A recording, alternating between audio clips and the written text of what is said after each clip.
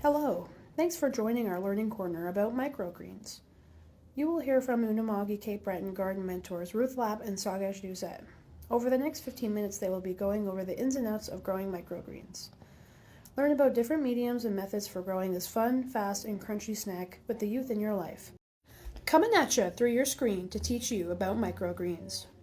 I am I am co-presenting this particular drop-in on microgreens with Sagej, and he will be taking the second half, and I'll be doing the first, which is basically to just give a brief overview and some basic information on what microgreens are.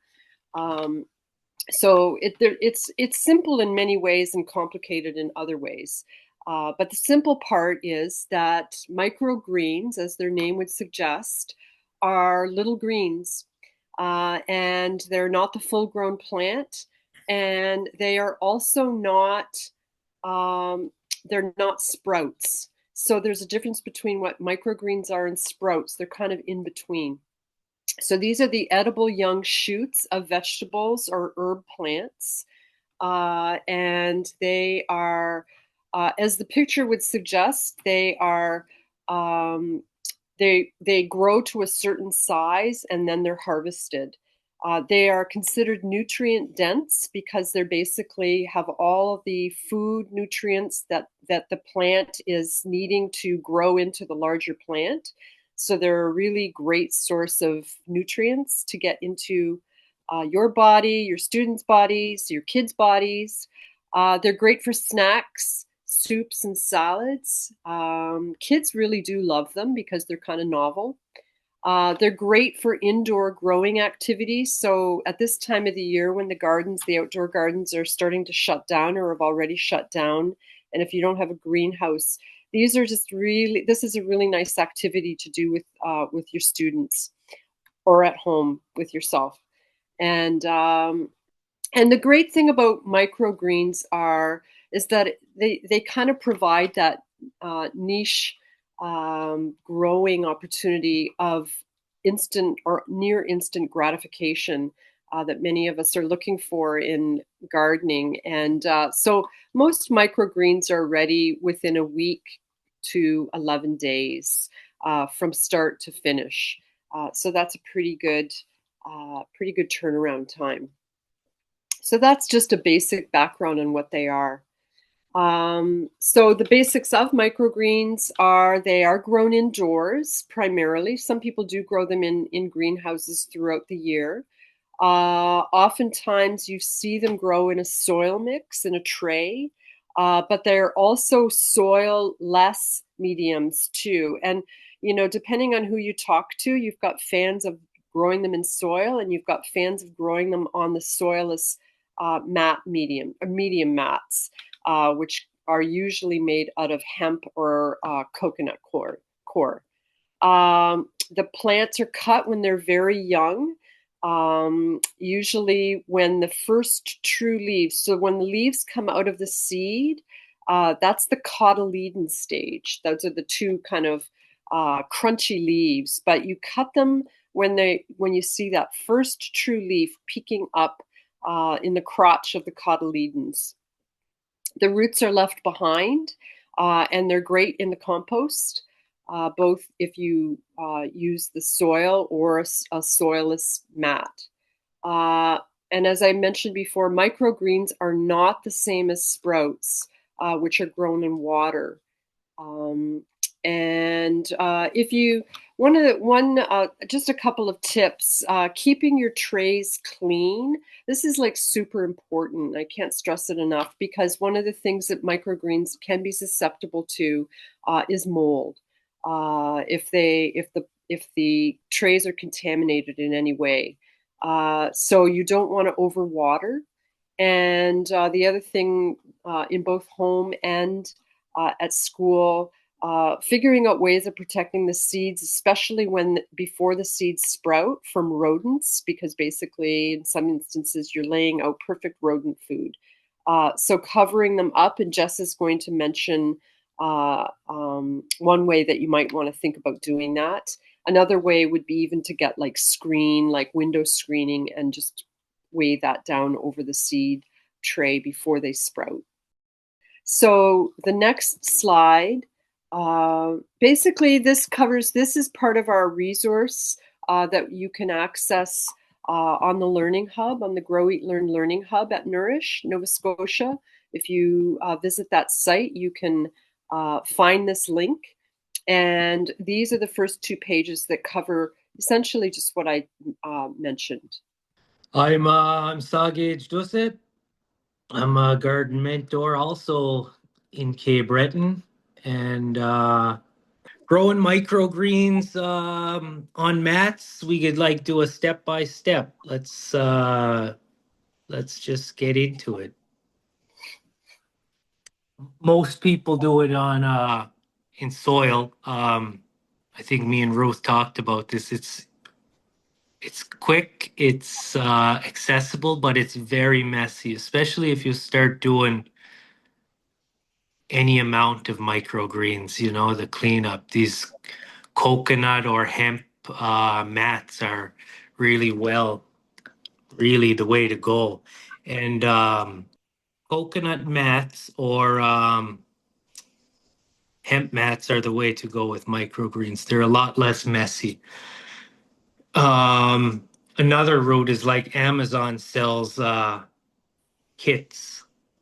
They come in packs of 10 or 16, I think even up to 25. They're little green trays with like holes. They're perforated, and you don't need a medium in those, but they do fit hemp.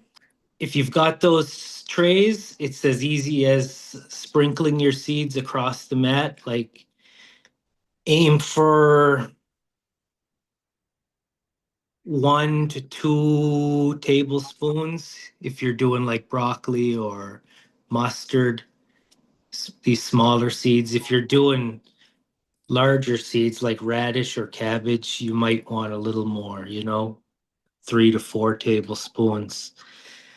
And lightly mist. So a spray bottle's handy. Lightly mist your seeds so they stick to those hemp mats. If you're using those trays without a mat, uh, it's helpful to soak your seeds first.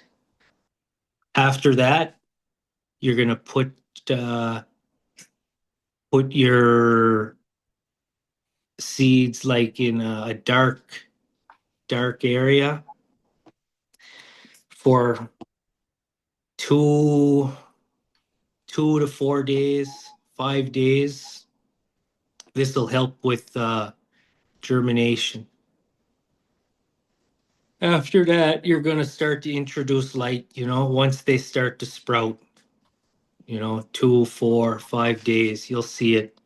Once they sprout and start pushing up, you're going to remove your covers, place them under a grow light. If you don't have grow lights, in a bright window, south facing preferably.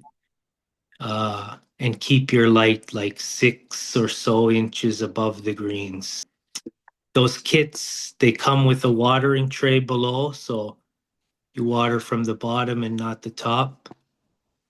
The coconut mats hold water really well.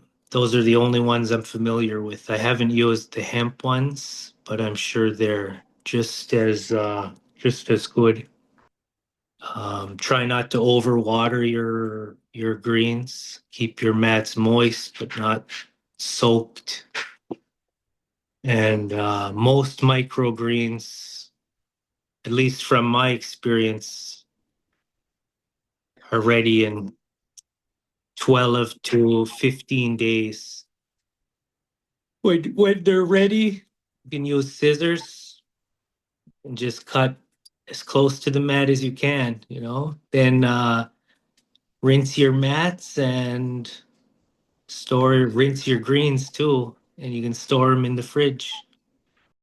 this is a slide here of the activity as it is on the Nourish website, which doesn't actually involve those mats.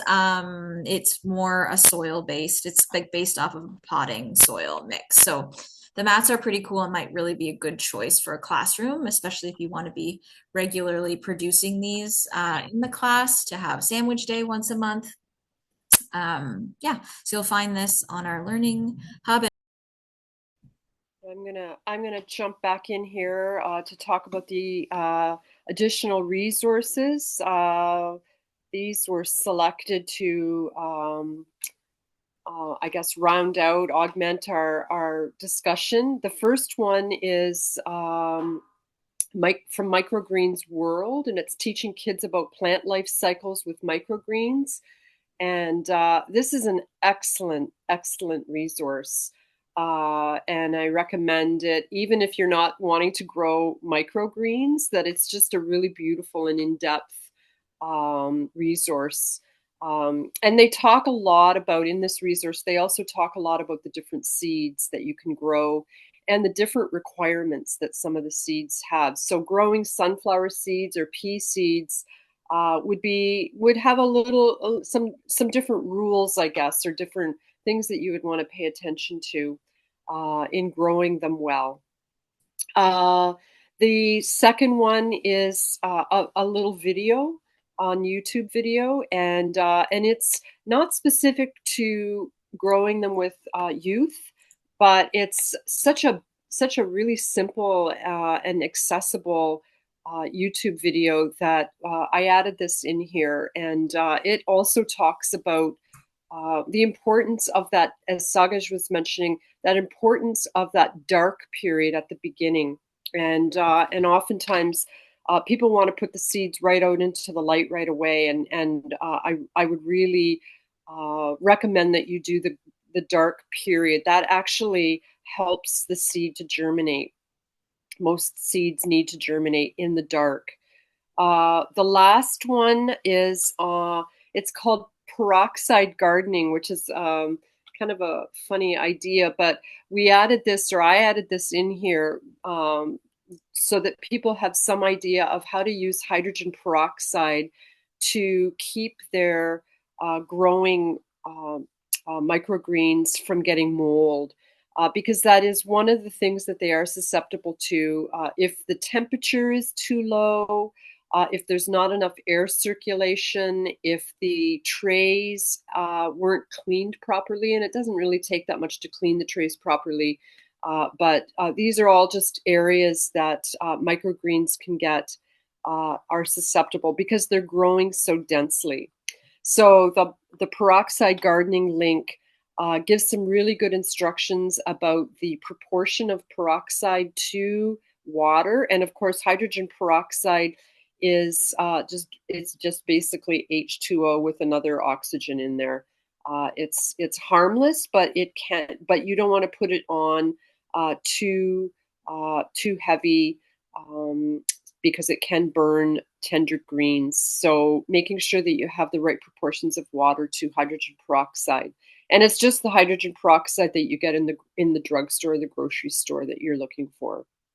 10%, I think it is. And then diluting it with water and putting it in a spray bottle.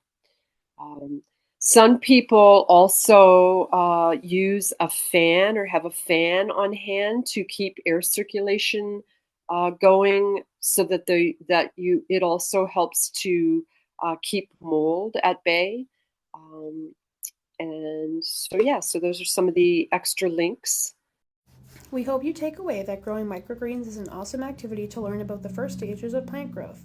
It's a low-commitment activity that can bring a crunchy, nutritious new snack or sandwich ingredient into your class or youth space. Happy growing!